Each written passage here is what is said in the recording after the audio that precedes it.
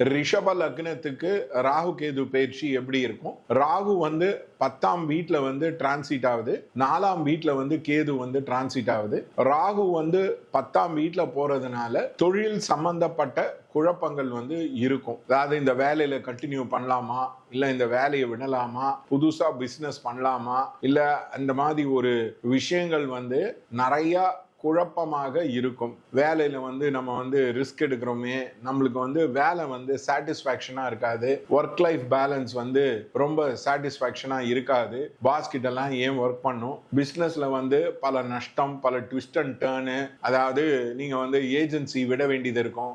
இந்த மாதிரி ஒரு குட்டி குட்டி பிரச்சனைகள் வந்து ராகு கேது பயிற்சியில இருக்கும். கேது வந்து 4ஆம் வீட்டுல போறதுனால வீடு வாகனம் சம்பந்தப்பட்ட மாற்றங்கள் இருக்கும். ஒருவேளை வீடு மாத்துறதோ, ஒருவேளை வாகனங்கள் வந்து மாத்துறதோ, இல்ல ஒருவேளை இடத்த மாத்துறதோ, அந்த மாதிரி சம்பந்தப்பட்ட விஷயங்கள் வந்து இந்த ராகு கேது பயிற்சியில இருக்கும். மற்றபடி நன்றாகத்தான் இருக்கும்.